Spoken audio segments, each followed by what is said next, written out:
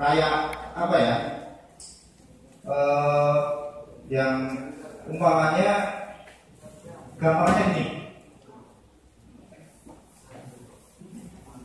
perorangan atau organisasi, ya, kita beri suatu fulus, ya, dalam bentuk uang, tapi di sini bisa saja dalam bentuk barang, ya.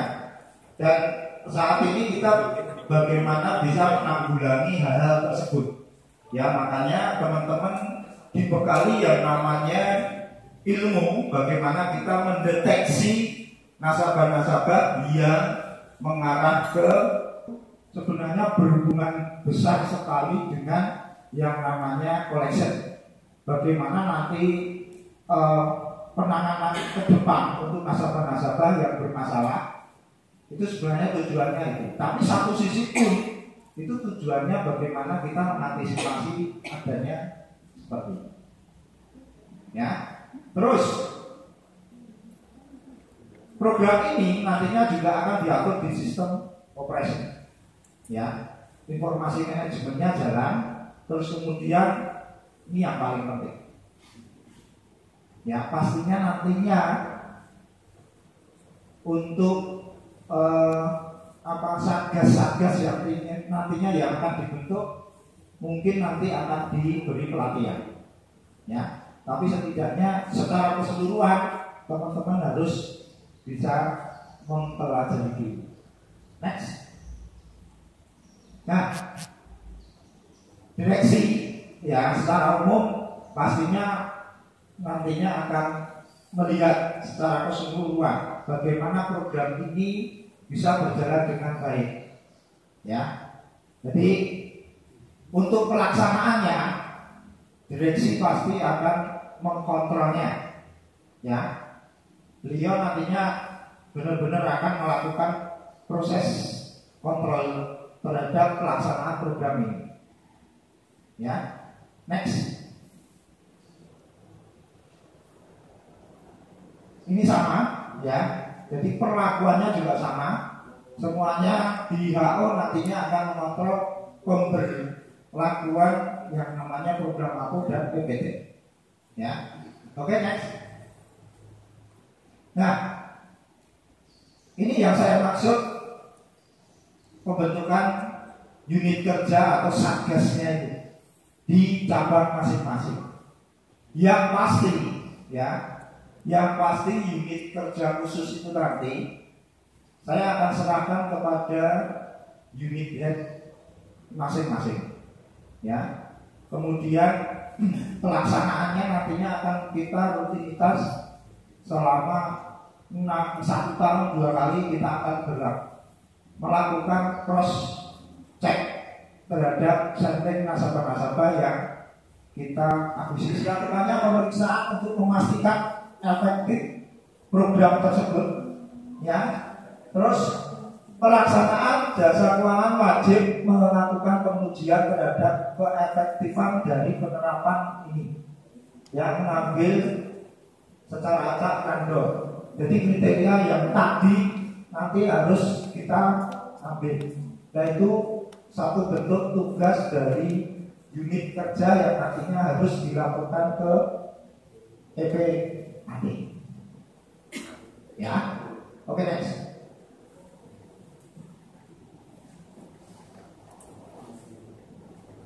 Ini nanti masih berhubungan, ya. Yang pasti bagaimana kita unit kerja itu nantinya akan bisa berjalan, ya, sesuai dengan arahan-arahan yang diberikan tadi. Oke, next. Nah, satu hal yang tadi saya paparkan di depan, ya. Jadi ada beberapa hal yang mungkin nanti dalam pelaksanaannya teman-teman akan dibekali, ya. Salah satunya bagaimana kita ini yang berhubungan dengan HRD, ya.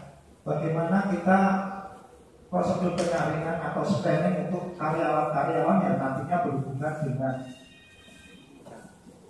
nasabah atau yang berhubungan dengan karyawan apa yang mempunyai hubungan dengan tindak teroris dan lain sebagainya. Ya, jadi hati-hati dengan jenggot panjang.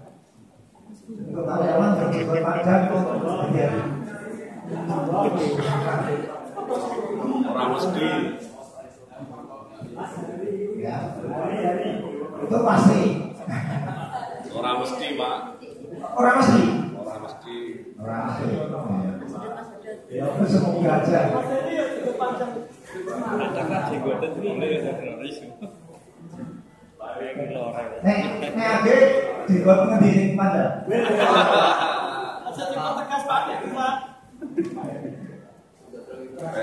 Teroris bagus ya Pak. Ya? Ya.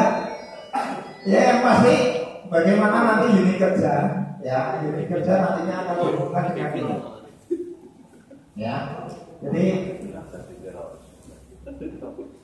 ini nanti akan pengenalan pemantauan itu HMD pasti nanti akan ada program-program yang harus dilakukan.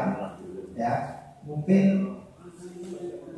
dalam setahun ada kunjungan ke karyawan untuk memastikan karyawan tersebut ada kaitan dengan teroris sama.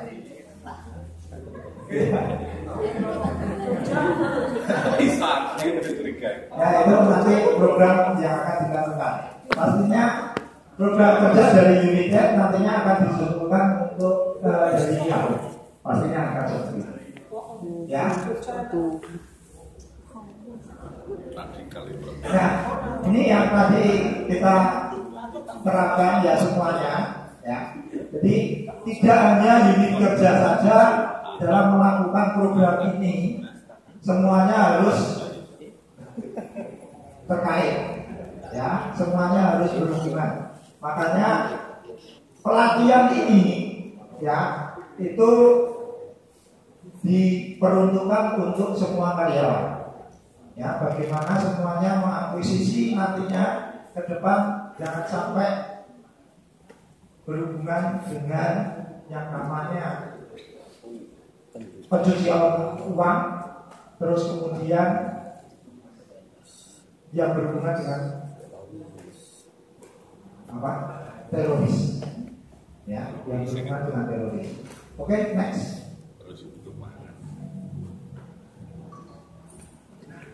Ini salah satu juga ya. Semuanya ini ya sudah ada undang-undangnya ya. Nanti mohon bisa dipelajari untuk unitnya masing-masing. Ya. Terus next. Nah, ada hal yang nantinya akan dilakukan oleh pihak OJK. Itu salah satu hal adanya peringatan tertulis. Ya, apabila nantinya perusahaan ini tidak melakukan program-program tersebut. Ya, salah satunya adalah peringatan tertulis oleh OJK, pembatasan kegiatan usaha. Ya, jadi kalau kita itu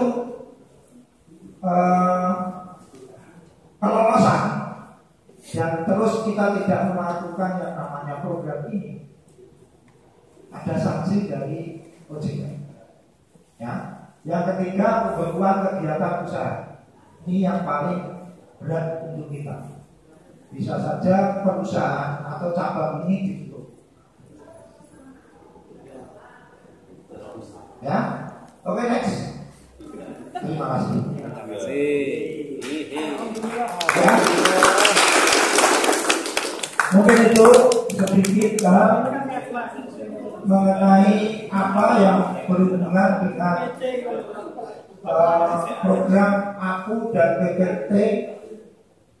Saya harap teman-teman bisa lebih waspada, ya, berhati-hati. Jangan sampai kita membiayai orang-orang tersebut. Ya, dulu Blumbangannya pernah Dixon. Boleh coba deh. Uya. Boleh Brono. Cerita saya sempat diceritain katanya masuk wilayah sana terus difoto gitu ya. Difoto KTP-nya dari masuk itu diminta terus balik dikasihkan. Ya. Jadi hati-hati di wilayah Jombang